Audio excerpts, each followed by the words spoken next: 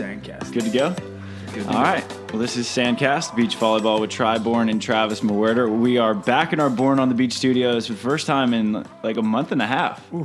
It's been a minute. And we've got the Beach Volley Vikings here in the house. We got Christian Sorum and Anders Mol. How we doing, boys? Great. Very good. It's an honor to be here. Yes. It's an honor to have you on the podcast. And you've had quite the extended stay here in America. So you came for Hawaii, and you've been here since, and you'll be staying it out through Vegas. So how's the U.S. been treating you? U.S. been treating us very good. It's always good to be in the U.S., and especially the California part. It's beach volleyball everywhere, and we like beach volleyball, so it's a perfect match. Yeah. Hawaii, Northern California, San Francisco, and then Southern California, and then Vegas. I don't think...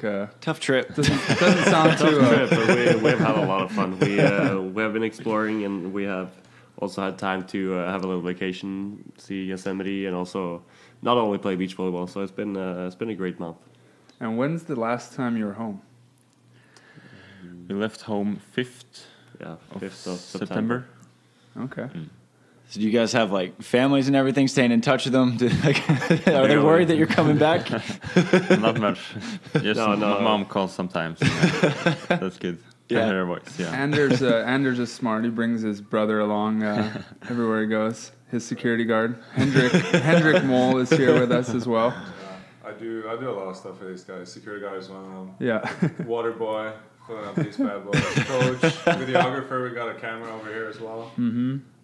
Whatever they need, I'm here for. And I used to study in the U.S., so it's nice to see people again for me. Yeah, it was fun seeing you back in Hawaii, back in your element. Yeah. You went to the University of Hawaii and played there.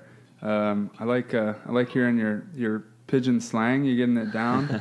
Not bad for a guy from Norway. Yeah, I'd say so. I'm a little better than these guys. Whenever I talk to my Hawaiian friends, like they're left out of it. Yeah, which is funny. I'm not gonna talk my pidgin up too much, but I've heard a lot of it. I'm pretty impressed. Yeah. I've heard a little bit, but yeah, I'm impressed so far. If you need to brush up, Tri has a book down there. It's like Pigeon for Yeah. Dummies. Yeah, we got one. And And you're also Christian's translator every once in a while here. if he needs help, which he might do, it's been a lot better since he's been in the US now for a while. But if he needs help, then He's always there for me. Yeah. Everywhere. It's helping me. Oh, perfect. Everyone needs a little help. yeah, especially with the Instagram captions. Yeah. That's shout out to Hendrik Mol. And Hendrik doesn't have a mic right now, so you can tell that he's on the. He's sharing. A little on, a little off. A little on and off, but he's got a really strong voice, so We'll be fine. all good. And I like that you've been here for a while, but when we talked in San Jose, I like that you guys said like part of your job was that you get to see the world. So you just saw Yosemite, and I'm sure you saw like a fair amount of Hawaii. I know you went on a hike, I think, with Melissa and some of the Canadians too. So like, what has been some of your, I don't want to say like favorite because you guys have been all over the world since January, but some of the more memorable things that you've seen? For sure, I think Hawaii is for sure special, and I wish we had more days off that we can do more hikes and see more places, because Henrik lived there for 4 years and he told us it's amazing, and we wanted to see more of the great places, but we only had 1 day off, and We got to see a lot of great places on that one day as well. It was a busy day. We got to explore the island, and it was beautiful, and it was a good time there. And but yeah, we wish we had more time in Hawaii for sure. Well, hopefully it goes back next year. Hopefully, we cross our And you fingers. guys got to lose earlier, so you have more time. That's true. More time We to. lost earlier this time too. I was stoked. I was stoked. Henrik was cheering against you guys. I was out for like 2 minutes, and I was like, yes, let's go for a hike. Yeah. Very nice. And I know it's been such a long year because we started with The Hague, and then you had Fort Lauderdale. It's just been one tournament after the next for you guys. So like just mentally, how much does it help to take those little breaks to just see the world and sort of step off of a volleyball court? Because you don't lose early often. Mm-hmm. Like, that was a pretty rare instance in Hawaii that like you got to take a break and not be busy on a Saturday and a Sunday. Yeah. So how much does it help just like mentally being able to like stay in it and like stoked to see different places? Because traveling can be a lot. Yeah, I think that's really important for us to just get our minds off volleyball for a little while, and because there is so much volleyball also in our family, we talk volleyball all the time. So it's really good to just get some days off when we are not playing, and we always try to go together and explore places. When we were in Poland and Warsaw, when we lost, we went to a Beyonce and Jay-Z concert. Wow. That was cool, and that's something you don't you usually do, but we always try to explore the places we go around, and I think that's really important to keep our minds fresh and not always think about volleyball. But sometimes it's hard also because you're tired after the tournament and you're losing, you're sad, and you just want to be in a room. But especially Kristen. I'm talking about myself, but I think it's a good thing that we try to do something the days we have off, and to see the places and do something cool with like a concert or something. Yeah. Yeah, I remember playing in Norway actually in Stavanger, and a few of the teams that lost early got to go up to the fjords and like go up to like some crazy high cliff and looking out over, and I was pretty jealous. I definitely would rather be winning. Yeah, but I was gonna say. I think they were jealous at you. You have to like try to ignore that kind of stuff when you're winning, and then you lose, and you're like, all right, at least make the most of this trip and go out. But yeah, I would have thought that maybe you guys didn't get to see much this year with all the winning you did. Yeah, in the last part of the season, there wasn't much time for anything else than playing volleyball, because it went so fast, and we went from the one tournament to the other, and that was also hard to because we had never been winning so many tournaments in a row, and that was a new thing for us this year. Right. But we handled it pretty well, I think. Oh, obviously, yeah. Well, you're currently #1 team in the world, so that's I think you handled it pretty well. Let's backtrack all the way back to like when you guys were kids. Like, I mean, you basically were kids when you came on tour. Yeah. You arguably still are kids, right? 2021. Or sorry, 21, 23. What are the ages? 21 and 22. Yeah. 21, 22. Okay. Yeah. What was the your guys' original introduction to volleyball? I know the Mol family is a big volleyball family, right? How about your family, Christian? My family also played volleyball. Okay. My parents met at a volleyball court, actually. Yeah. Oh. So they just played for fun, and I got introduced that way. And also when they played, I just played with them after they were finished, and it got more and more serious. My sport was football or soccer. It's kind of big in Norway, and so that was the thing I want to do professional. And but after the years, I think I thought volleyball was more and more fun, and I had to choose at one point, and then I chose volleyball. And then I went to this high school, top in Norway, where we met this guy, and we practiced together 2 times a day, combined with school. It was a border school, so it was like for boarding school. Boarding school. For us volleyball players in Norway, that's the greatest place to be. So everyone that went to this school was a volleyball player. Mm-hmm. And this is high school only, or before that even? High school. So you're 15 to between 15 and 18 years. Wow. Yeah. And all 3 of you went there? All 3 went there as well? Yeah. Dang. So you guys definitely had a head start on everybody else in that way. That's pretty cool. What is it like going to a school like that with like the mix of volleyball? Do you like one of your classes is like volleyball in the morning, or is it like at the end of the day like a normal school? Well, I work there right now, so I'm gonna. Oh, nice. Okay. I'm gonna speak for. Yeah, shout out. Yeah. So there's no volleyball classes. There's no like volleyball educational classes. You don't go from like math to volleyball to science to volleyball. No, it's just regular subjects like Norwegian, English, math, second language, and then electives, whatever they are. So you do stuff like that in the middle of the day. Before you go to school, you have a workout. Usually starts at 7 till 9 or something. Then you go to school. You stay at school all day until 3, and then at 3 you have another session. Huh. And after that's done, dinner served at the cafe that's on campus. So everything's real close. Wow. And when you're done with that, you got the day off. You can do whatever. You can socialize with the other kids that's going there. You can go lift some weights, and then preferably do homework. There's a lot of homework in the Norwegian school system. Oh, really? So you guys live there, right? It's boarding. Yeah, it's a boarding school, so you stay there alongside 70 other students, both boys and girls. Wow. And the coaches live there on the campus as well. And you're a coach right now? Yeah, when I'm at home, that's what I do. I coach there a little bit because our uncle, Jetmund Bernsen, he works there full time, but he can't be there all the time. So when he's not there, I take over. Okay. So that's how it works. Huh. So right now, our mother is actually working there, and our younger sibling, he's a first grader at that school. So. Oh, really? There's another one. Yeah, but he's far behind. There's more. How many more are there? There's 3 more of us, so we're 5 siblings. Wow. Yeah. And what are the ages? Anyone we have to worry about? 16, 13, and 12.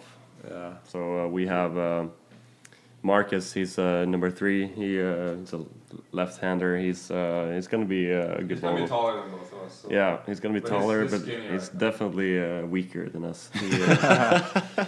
He still has a lot of muscles to gain. What did you bench in first grade? Bench a lot in first grade.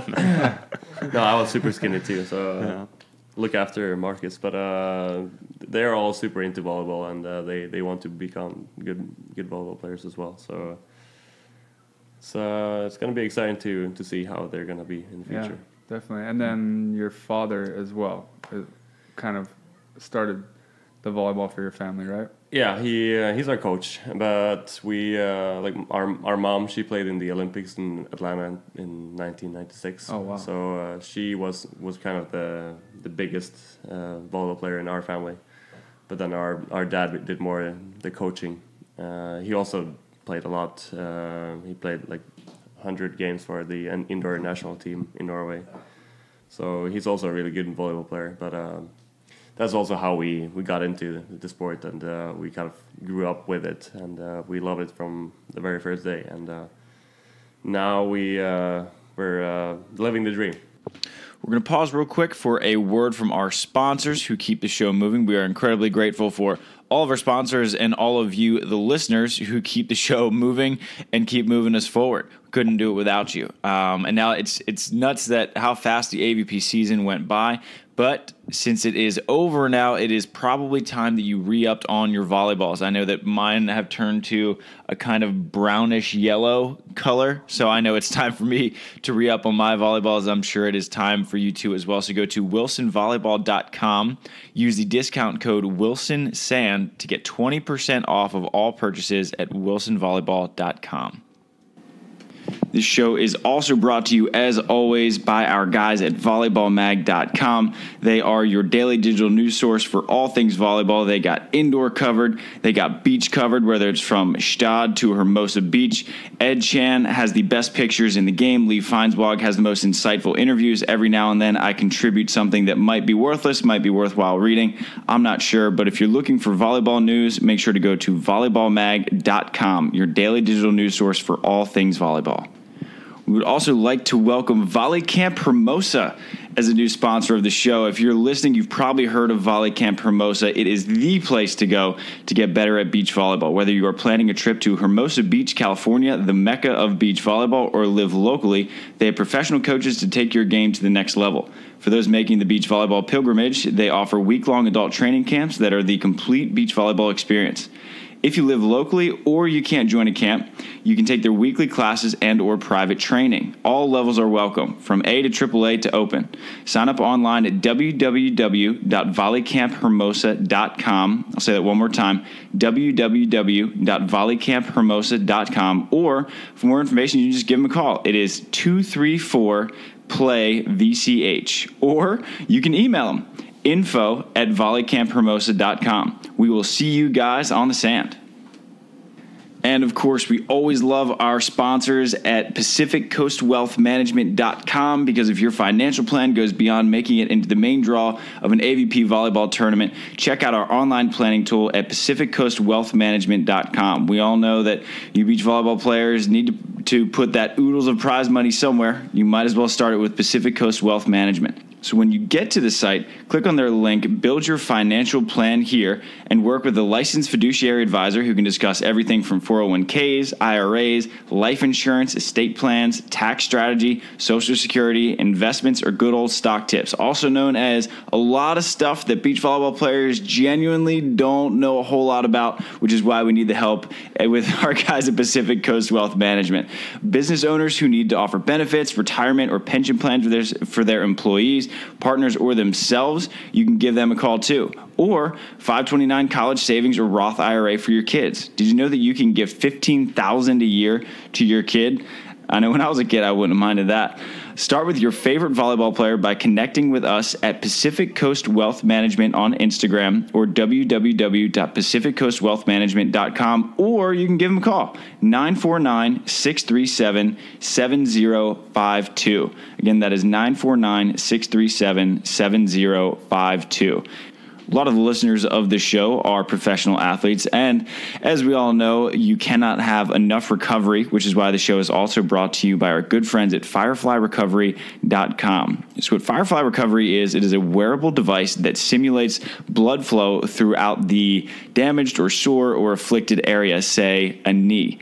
And what you do, you just strap it on, and it helps you recover much faster. So when you are on that 12-hour flight to Gstaad or a 36-hour trip to South Africa, you can put this on, and you're not going to get that super sore, kind of swollen feeling that you get after you fly on planes. Actually, you can make your trip productive by putting on Firefly Recovery, helping heal up that area, getting off, and you're going to be playing the best volleyball of your life. So give them a visit at fireflyrecovery.com. Let us know what you think, and use the discount code SANDCAST in all caps for a 10% off. All right, that is SANDCAST, all caps, for 10% off at fireflyrecovery.com. And now, back to the show. Yeah, definitely. I wish I knew that story when I went and played you and Christian in Klagenfurt. Me and Hayden got the draw, and we're like, oh, perfect. These 19 and 20-year-old Norwegian kids. Norway hasn't been known for being all that good, and you guys have had a few good teams, but not to your caliber right now that I know of. But yeah, we drew you guys to go to the quarterfinals and ended up losing. That kind of sucked. Yeah, I remember that game really well. Damn it! Had a net roller, had two aces to finish the first set there. And yeah, you couldn't do Trevor anything was wrong. Pissed. He was like, come on, yeah. I was a little aggro. Yeah. Definitely pissed. No, that was our first tournament together. That was the breakthrough. Yeah, and we had never played together before that tournament, and we had like 2 or 3 practices prior to Klagenfurt, and we won the 2 games in the qualification. We won our pool, and we went on to the round 3 and lost against Canada 15-13. Oh yeah. So that was a huge tournament and a huge breakthrough for us, and now everything has happened after, and yeah, it's kind of. I'm glad it could be a stepping stone. That helped. I'm curious about those schools. So was it indoor, beach, or was it a mix of both? Because I'm wondering like where beach would have come in to the picture, because Norway is not like it's not 85 degrees in October. Exactly. No, it's a mix of both. Okay. And that was the reason I started, because it was only indoor the years before, but then they build indoor beach volleyball facility. Yeah. Okay. So that's three courts and heated sand, and the roof is really high. The roof is like 50 feet.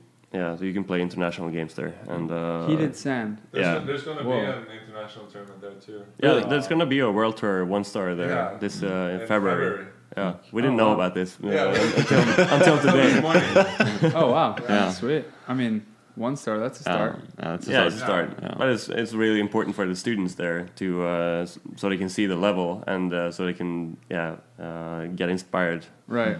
For us, that was really important to have a tournament back in Norway with the Stavanger Grand Slam. Right. Maybe we can talk about that later. But And I have a feeling that you guys were both exceptional indoor players in your own rights too. What made you want to take the beach route over indoors? I always liked beach more, because you're always touching the ball and you're always a bigger part of the game, I think. And you have They to. didn't share the ball with you indoors. No. Come on, set me, guys. And so I think that's the main reason that I liked. And also you have to have all the skills. You have to do defense, digging, setting, and you have to have all the skills. Yeah, and you got to be strong mentally as well. You don't have a coach. You can't be subbed. So you have to like stay in it yourself, and that's also a really cool thing about beach volleyball. It's more I don't know. Well-rounded. Yeah, exactly. Yeah, I felt the same way coming from indoors. I felt like I wasn't utilizing all my skills. Like, you're supposed to be specialized in indoor, and I wasn't like the big hitter. So basically I was just like the 0-2 who's covering, passing, not getting set that much, and I wanted a little spotlight. So I didn't come out to the beach. Now my partner has to set me. That? Yeah, exactly. No, but I actually played 1 year professionally in Belgium after graduating from Top Volley Norway, and I got to try that lifestyle as well, to play professionally indoor, and I liked it. It was a lot of fun, and we had a really good coach. Played at Noliko Mosaic, a really well-known team in Belgium, Champions League. Oh wow! Yeah, team. So had a great time there, learned a lot, but just didn't feel that this was the right for me. And I saw Christian and Matthias traveling around the world and playing sending the selfies, Snapchats every day of the beach in Brazil. They were having way too I much was super jealous, so I wanted to do the same. So I jumped on that train the next year and started playing with Christian and Matthias. Last year was kind of like we were rotating the three of us because Hendrik was not there. He was injured. Do you think the at least playing under that pressure, it's a different pressure when you're playing indoors? You know, you're representing a club, they're paying you, you're under contract. You think that the playing under those kind of pressures and in front of pretty big crowds as well, I'm sure if it was Champions League, you think those pressures help prepare you for the beach? Definitely. I was fortunate to be able to play for the youth national team in under 20 beach volleyball European Championships. So you got to do both. So I got to do that before I went to Belgium as well. So I was kind of prepared for the pressure there. But I think we learned a lot from the youth European Championships and also the youth World Championships. You have like a silver there, so that definitely helped us a lot and made us stronger mentally, because it's you feel small when you play in front of these small crowds, and you have to like be used to it. Right. So I think that actually helped me a lot. You got to play up to the big crowds, and then you got to psych yourself up when there's a small crowd. Yeah. I was gonna say, because I mean, shoot, to come out when you're as young as you guys are and be ready to compete on this level is kind of unheard of, because beach is an experienced sport, and I think you have to see the game flow and experience the feel for the kinds of big hitters and power game and veterans with their shots and the way they can move the ball around. But you guys kind of came out and were fairly ready. Obviously, you've been training beach volleyball since you were younger, because the top volley, that's what it's called, top volley school. But what else do you think you guys did before, let's say, that breakthrough match when you beat me in Haydn? That's the breakthrough. What do you think were like the big things that you guys did growing up that kind of prepared you to compete almost right away on the world tour? It took 2 seasons to get to number 1 in the world where you guys are at, but you're obviously competing right away. Klagenfurt was probably one of the biggest tournaments in the world at that point. So what do you think was kind of a big factor? Was it like you guys just watched a lot or studied it, or maybe you guys had great practice? I mean, your brother probably was beating up on you a bit when you were younger. Anything come to mind? That's a hard question, but I think, like Anders said, we have a lot of experience from youth tournaments and playing in like the finals and that kind of stuff. And also we have been watching like the stars like Ricardo and Dalhausser since we were really young. So you watch a lot of video, or did Yeah. you guys get to actually go to tournaments ever? We watched a little video, but also the Stavanger tournament is Right. one of, I think that's one of the reasons I starting to like, I want to play professional beach volleyball. When I saw the World Championship in Stavanger, I was like in love with this game. The crowd, the Right. sport, I was like so crazy. But I also think we're kind of, it's hard to explain, but when I play, if I get blocked, I just don't, or if I get blocked, I always think about why did I get blocked. I'm just like just hitting, and next time I also just hitting. I try to see what the blocker do and try to remember and try to learn from every part of the game. I think we have an open mind to learn through every match and every training. We're definitely good when it comes to like communicating and making good plans and trying to like see the whole game and not follow like one tactic from the start. We try to just see how every game goes and adapt to it.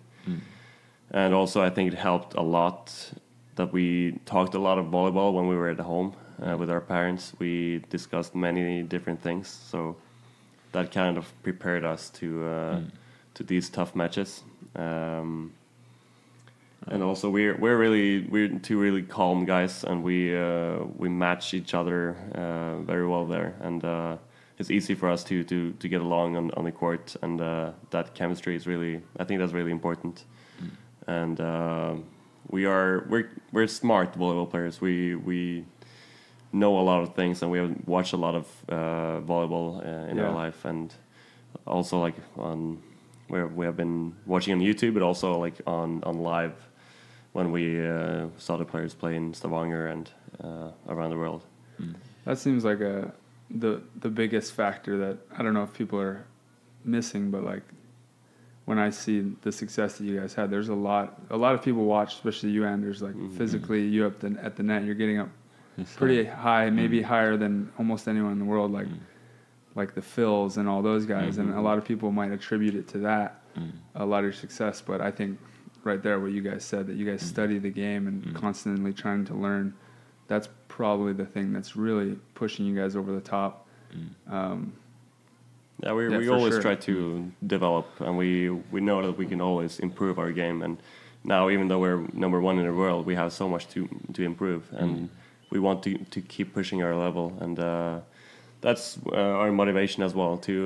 We want to see how good we can become, and that's we want to push the sport to a higher level. How do you have you guys? I mean, we still have one more event of this season, but how do you raise the bar, or set the bar for yourself going into next year? I don't know if you've thought about it yet, or if you want to, but I think the greats are always able to.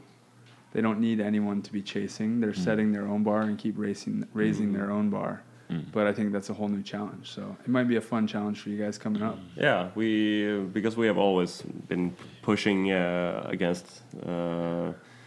We have always tried to practice with the best teams that we can, and now we are the best team. So now we have to like find. We of course we have to try to practice with the other teams, but I think that if we just really focus on things to improve on practice, I think that's going to be really a key to improve more. And there's no recipe. Oh, there's a lot of good teams out there, so there's always some teams that can challenge you on different things, and you just have to learn from each and every team you play against. Right. The first time I was hoping you guys would be cocky and thinking you're going to be the shit next year and then go downhill, but damn, sounds like a pretty good mindset.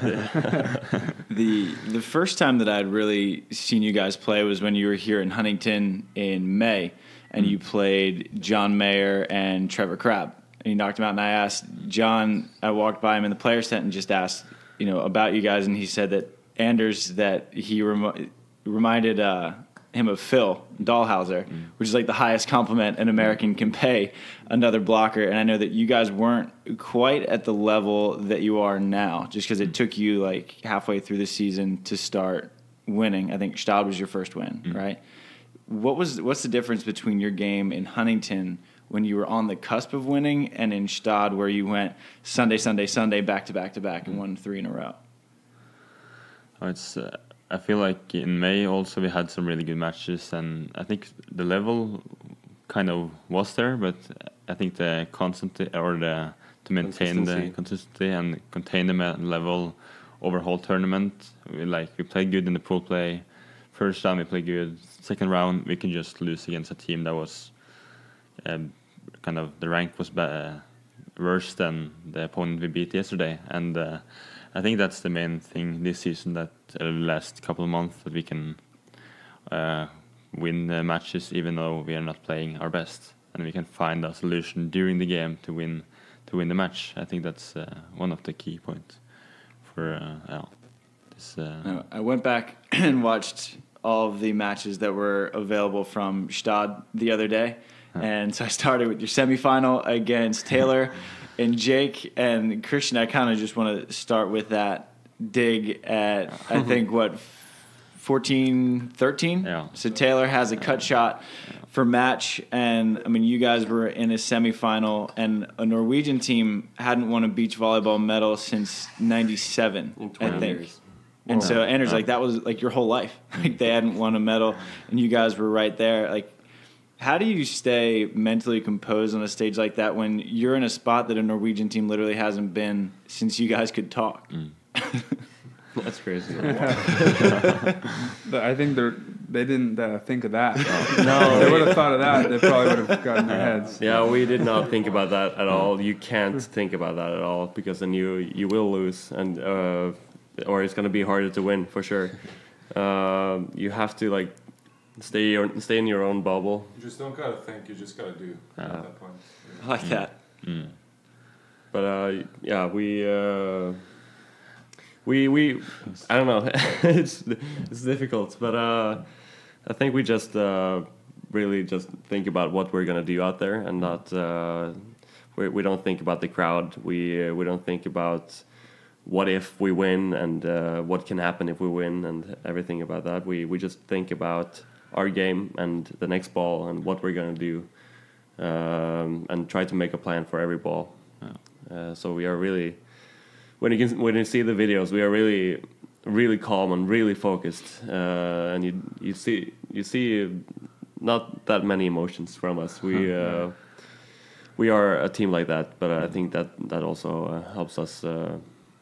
That's also why we're strong. Yeah, we also had a little bit of luck. I don't know. That's a Right good there dig. was a little bit of luck. Because I usually don't dive like that, and with my right hand, I think my eyes was almost closed. And that was a good one. Christian never touches his chest to the gun. If you study Christian's technique, he'll always dig a ball and then go on his hands or his elbows, and then on his knees. He will never touch the sand. He doesn't want to get For sandy. that ball, he will All the way in One there. hand.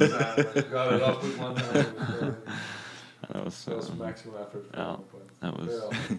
You I get nervous when I watch the video now. I like Normally, I get more sandy than you on after the games. Like my shirt can be like completely wet and full of sand. Christian is like Clean. super clean. it's called smarter. Yeah, really. I mean, that blows my mind, because I remember Hayden and I were opposite. He'd always look at me after, and I have no sand on me, but I'm a blocker. So, it's because I'm blocking balls, or I don't know. But for a defender not to get sandy, that's some good footwork or something. Yeah, something. Something's good.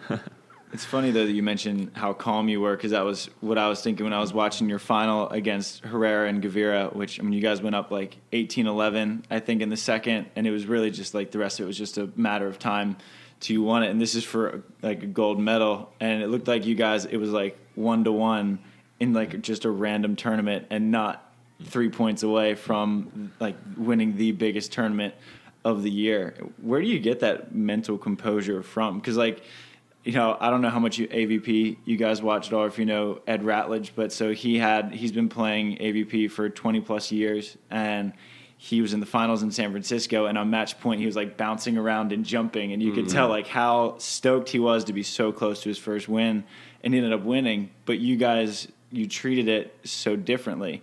And I mean, it worked for Ed, and then this one worked for you guys. So where do you get this mental composure from? Because that's got to be tough to have so early in your young careers. Yeah, I think that's something that's really special about us, that we have that mental composure, and that we can stay so calm in tight situations. But I think it just grows on us when we had a lot of confidence in that tournament, and we built a lot of confidence in that tournament, and we used that confidence in the next tournaments. I think that's also why we did so well. But Christian is always ice cold when it comes to the tight situations. He has always been like that, and he loves to get the side outs when it's close. Yeah. So that's why I spike bad on the warm up, just because I wanted to get the serves. But I have had a little trouble with it before. I struggle a lot with closing games, and I thought I didn't like it, but now I have gotten used to it, and I have been in the situation many times, or I have learned a lot. So I think we're just using our knowledge now and putting it into our game. And I don't know. It's hard to find answer on that question, but I think that's what I have to say. And winning one of the big tournaments is one thing, and you guys won back to back to back. Did it, because that's success that's really difficult to sustain, not just 3 tournaments in a row, but then a little bit later you guys were back in the finals in San Jose in an equally loaded field. So how do you continue to sustain that success without getting big-headed and without sort of slacking off a little bit? Anders, you mentioned that your confidence rose with each one.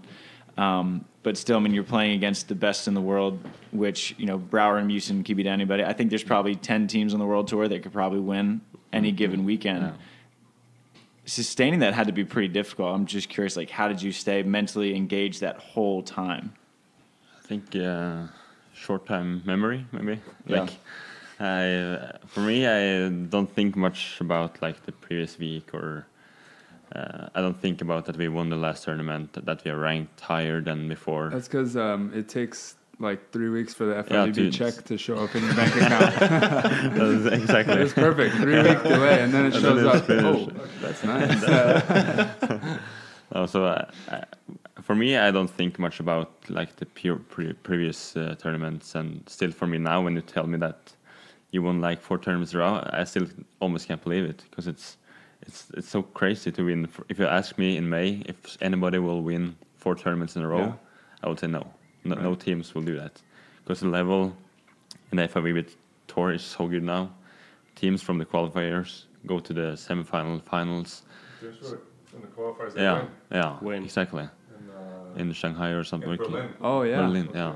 Oh, that's right. Yeah, and also Qatar they played Qatar played the qualification in Vienna, and they got 3rd or something. Right. So the level and it's so high. So I don't know. You just play and focus on playing, and also you get confidence while you're winning, and you're not thinking so much. You just play and it works. You're just having fun. Like the last 3 tournaments, we just had a lot of fun, and we really enjoyed playing. And it's not been like, it's been a struggle.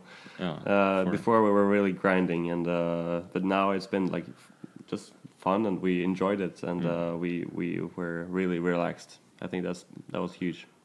Nice. Hendrik, what's your year looking like in terms of? I know you were playing. You're on the tour. You're kind of just helping out towards the tail end here. Your partner is nowhere to be found. Is that? No. I don't know what he's doing. He's still in Norway. He's doing some indoor stuff. Okay. I suspect there's some lady stuff going on, but we don't know yet. We haven't confronted him about it. But there's always a lady. When they're missing. But it's off season for us. He had an injury in the Norwegian Championships that he's kind of been nursing since. He didn't feel that ready to play here. And I'm nursing my ankle injury that I got when I was playing in Hawaii 1.5 years ago. So we're just taking a little break now, taking some time off because there's no rush for us. It would just have been this Las Vegas tournament for us to play in anyways. But you guys are trying to go full-time next year, right? Oh, yeah, we are. We went to all the same tournaments as these guys this year and had a pretty busy summer. And we will go 100% going into next year. And you guys are all going to Spain or Tenerife, is it? Yeah, we go to the same training camps. It's usually in Tenerife, which is some islands. Canary Islands, south of Spain, outside of Africa. And a lot of teams go there, right? A lot of European teams go there. Right. It's like their main practice grounds. And, I wouldn't mind checking that out one day. Yeah, you guys are always welcome. I'm trying to create the Hawaii off-season training camp, but it's not quite ready yet. We're always down for that. Yeah, exactly. You guys will be one of the first calls. Yeah. Sure. Well, since you're a local boy, of course. Yeah, well, you got to have someone that speaks a little pidgin. Yeah, exactly. Translator. Yeah, translating the game. And so this past winter, I covered the Winter Olympics. So like half my stories were about Norwegian Winter Olympians winning gold medals. And now you guys are taking over the beach too. Is there anyone who's bad at anything? Snow volleyball. Snow volleyball is the next thing. Well, like team sports. We discussed this earlier outside of the podcast, but like team sports with big teams are hard to do in Norway because we're not that many people. So what we tend to do is specialize into individual sports. Most winter sports are usually individual. There's not a lot of team sports. Team sports involving more than like 5 people, it's hard to do. Like soccer, soccer's popular in Norway, like Christian said, but we're not too good in soccer. Our traditions are not too good because I don't really know why, but because it's freezing half the time. Yeah, well, that doesn't help either. We actually have we're really good at handball in Norway, but it's not a big sport, but we're pretty good at handball it. is cool. That's a really cool sport. It's a cool sport. It's really fun to watch. I remember when I played in Turkey, they would be handball practice after our practice. That's pretty cool. That's like that does not exist in the U.S. Most people that are listening probably don't know what that is. No, they're probably confused. It's like indoor soccer, but with your hands. Yeah, so kind of like basketball, too, because you dribble the ball. I guess I just explained basketball. And then you have to dribble though. You have to dribble the ball. You can take like 2 steps. 2 steps. More steps, right? Yeah, if you do 3, you're gonna get called. Okay, 2 steps, yeah. So it's kind of like that, and kind of like water polo in a sense, because you have that goal that you're trying to aim at, and you go like. And you have the guards. Indoor soccer, basketball, water polo, and also wrestling because they like wrestle each other. It's a pretty rad sport. And it's like hockey because you're it's like boarded off, right? Yeah. No, it's not boarded off. Oh, it's not. But you can get penalties like 2 minutes. 2 minutes. Penalties if you do some bad stuff. Well, what about hockey in Norway? You guys got to be good at hockey, right? Decent. It's improving. Yeah, it's decent. We have some players in the NHL. Mats Zuccarello for the New York Rangers, is that it? It's good, but it's like also winter sport. So in Norway we use a lot of funding. A lot of funding goes to winter sports, but not to the summer sports that much. But there's been a trend in recent years. There's been some good athletes in the summer sport arena, like track and field. Track and field and rowing. Rowing is also. Right on. Good. What other sports did you guys play growing up? I know that you mentioned you were big into soccer for a while. Is basketball big? Like, what are some other, or is it just like volleyball is that number 1 over there? For us? Yeah. Yeah, I played soccer and I don't know. You played you did a little track and field. Didn't you? Track and field was maybe 5 months, I think. Oh, okay. Because my father was high jumper. A high jumper and diathlon. No, the decathlon. Decathlon. Decathlon. There we go. Decathlon. Yeah. I don't know. Yeah, whatever. Yeah. So that's the sport I've been doing. Yeah, and also for us, we all, of course, did some soccer, but we come from a really small village. Like we have 500 inhabitants. Wow. In our village, so it's super small, but really beautiful. Just like surrounded by forest and beach volleyball courts. Forest and fjord and mountains, and we actually have 6 beach volleyball courts in our What's the town called? Strandvik. Strandvik. Yeah, Okay. so Strand has to be. We have to live a place where it's called Strand, or the top volley school. It's at Sand. The town is called Sand. Yeah. Wow. Kind of crazy. No, but we didn't do that much other sports. Well, we tried. We did some tennis. There's like tennis courts in our hometown, and we played a lot of bandy. Is that what you call it? Badminton? Oh yeah. Bandy. Floorball. Bandy. Floorball, I think. Floorball. I don't know. Land hockey. I don't know if we have that. Oh, like Like What do you roller call it? hockey? It's like land hockey. It's land hockey, but it's smaller. field hockey. Field hockey. Oh, Is what they okay. would call it. There we go. I think. Yeah, I think it's like nobody exclusively plays that anymore. Yeah, well, field hockey's big for girls on the East Coast. Oh, It's- really? Yeah, So it's like But I field don't know hockey for girls and lacrosse for men, yeah. right? Oh, Something okay. like that. I don't know. I'm But a it's West like Coast like guy. field hockey indoors on a smaller Okay. smaller That's court. fun. We did some of that stuff, and Good cardio. no winter sports really. We didn't do much winter sports. We're never good at that. Or- Yeah. Henry I was never Henry good hated at it. skiing because he couldn't get the hand of it. But Yeah, I was just curious because basketball is probably the biggest crossover sport that you see between the volleyball players now. Like a lot of the old school guys, like Mike Dodd was a professional basketball player, and then before he switched over to volleyball, and there's a lot of that in the U.S. So I was curious if there was any trend overseas. yeah, you have Buttinger and you have Jefferson here. Luke Walton. Yeah, Luke Walton. I think Alexander Samoilov's played basketball played a lot. basketball. Yeah. I think he played pro as well, right? Like Might Maybe have a little been. bit, yeah. I'm not sure. I Yeah, think basketball is kind of big in Latvia. yeah, and the Baltic In Norway, countries. basketball is really small. Yeah. And volleyball and beach volleyball is also not very big sport. So It's on the rise. yeah, I know you guys haven't been home in a while, but what is it like coming home now? I mean, are you almost like Norwegian celebrities now when you come back home?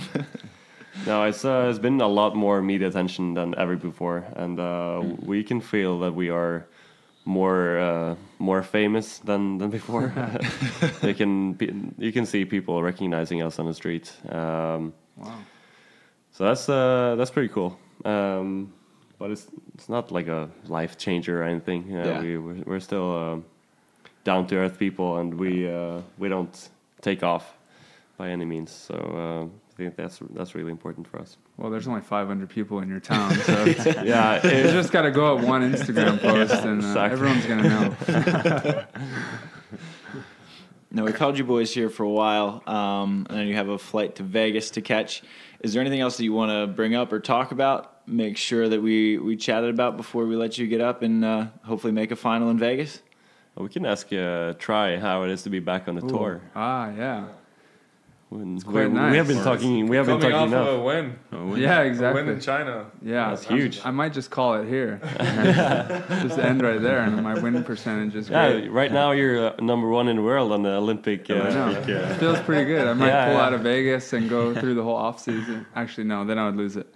No, it's been pretty awesome. I've spent a lot of time sitting here and hanging out with Travis, and a lot of times in this room, actually, my living room and dining area, when I wasn't playing, I'm doing a lot of talking. So it's been fun to do the walking instead of the Yeah. talking now, and it's pretty crazy how familiar it feels out there. I've said that a few times, where it's like, you'd think at taking 2 years off, you go out there and be like, oh crap, like it's too fast.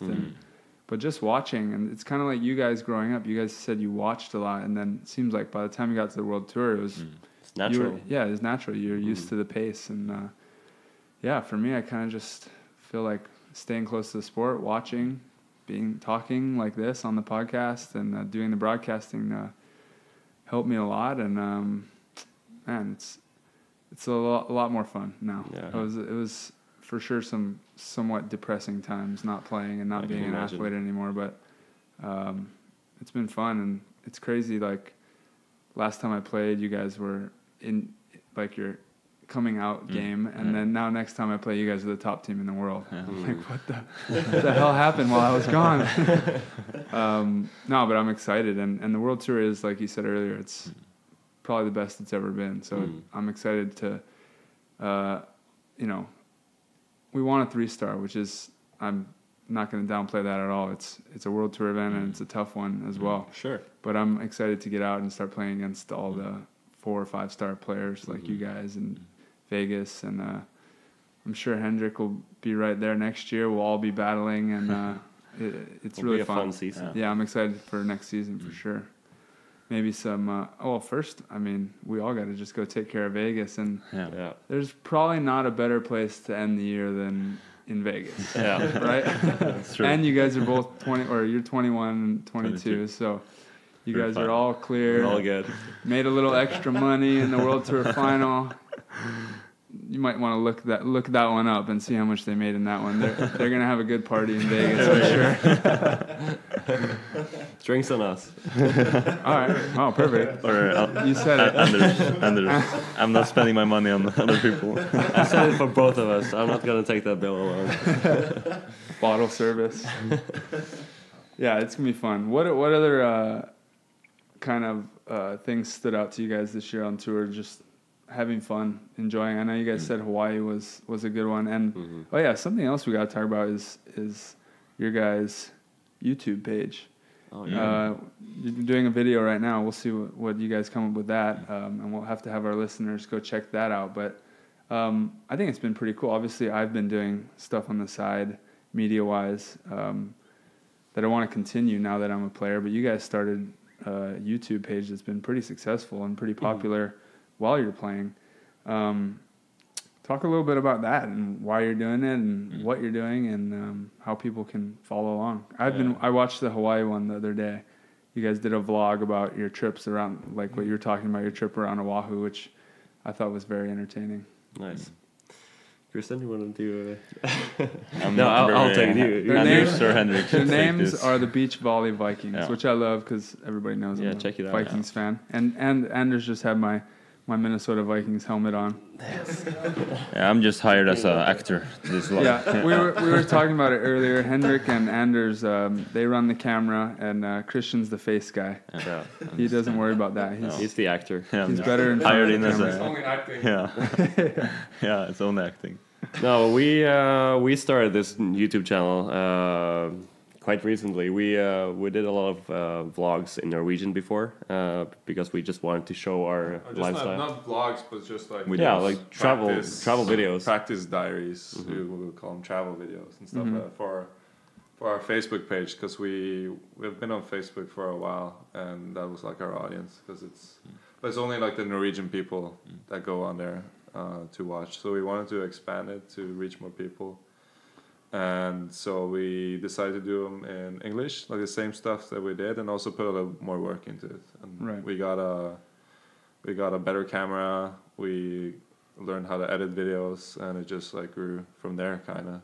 And now it's something that's a part of what we do, because the media stuff is really important for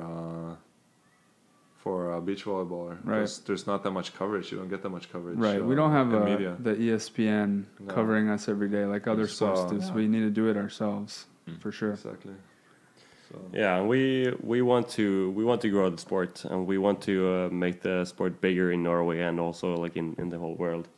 And we really love this lifestyle, and we think it's something a lot more people can have a relation to. Something you want to share. Yeah, so I think the potential for beach volleyball in the future is really big, because it's a spectacular sport. And I think it's really important that we are doing what we're doing with the YouTube channel, the McKibbins, what they're doing with the YouTube channel, what you guys are doing with the podcast. I think we just have to really cooperate together and try to make the sport bigger and now more we just visible. need some big investors. Yeah. Anyone out there? So if you know any big investors that wants to actually help a sport, Olympic sport, the athletes are on board. Links are below. Yeah, exactly. Yeah, I think it's huge, and I think it's really important. It also sets McKibben's doing it, you guys doing it, us doing something of that nature is just, Melissa from Canada, she started doing something, Kelly Reeves, and I think it's starting a trend, especially for the up-and-coming athletes. It's kind of setting a standard of we need to get ourselves out there and promote ourselves, do a little work outside of volleyball, even though we are very busy. Just what needs to be done, and it's going to help the sport grow, but we're also going to make a much better living in the long run, I think, because people have more access to us. And like you said, like if we can collaborate, everyone that is doing it can collaborate like we are today. We're doing a video and a audio version of it. Sky's the limit. I was talking the other day, like dreaming like we could be like surfers and just get paid to not even be on tour and just travel the world and make videos. So that's the life after the beach volleyball career. Yeah, exactly. Exactly. That's the goal. Sure. Yeah, you guys need to, for sure, everyone check out their YouTube page, Beach Volley Vikings. Yes. And what about you guys' personal pages, Instagram, or like how can people follow you personally? If someone was more attracted to one than the other, then they can maybe just follow you individually. We'll send them Christian's way. Christian's big on Instagram. Yeah, my name is Christian Sorum. There it is, right on. Desperate. I don't. No, but we post a lot on Instagram. That's our main page, and we have gotten a lot more followers this year than ever before. I think we both gained like almost 10,000. But we don't say no to more followers. Yeah, exactly. Sponsors like that. And speaking of sponsors, those of you who are listening and not watching this, these boys are now wearing Red Bull hats. They weren't hat guys before, so their look is definitely different, but they're both repping Red Bull real well now. And as you know, if you know the sport, only the elite athletes get that sponsorship. So congrats on that, boys. Thank you so much. I think the Dutch boys, Phil Dalhausser. The Dutch team is number 2 in the world, right? So yeah. So Red Bull now has the top 2 teams in the world, They plus have Phil Nicola Dalhausser. Lupo. They also Nikolai Lupo. Krasilikov. They have Bruno and Russian. Allison. And, Yep. Pretty much all the top guys. Got the whole world covered. They picked their spots. they did. I thought it was cool too that because not a whole lot of people know that Red Bull, you can't buy their hats. That so when you see someone wearing a Red Bull hat, that means they're a signed athlete or endorsed by them. So I remember I saw you guys in San Jose, and that lady was like, "Where'd you get those hats? They're awesome." Right. Like, can't get them. Sorry. Yeah, that's pretty genius, actually. Yeah, they're good at marketing. Yeah, same as the the tri hats. They're really hard to come by. Actually, no, they're just patches. Anyone that wants one can have one. Hendrik, how can people follow you? Well, I need more followers than these guys, so it's just at Hendrik and Mol. These guys have thousands of followers. Yours is more entertaining, I'm sure. Yeah, it is. You have the third person. It's more genuine. Okay, it's more perfect. genuine. There's more like business-like now.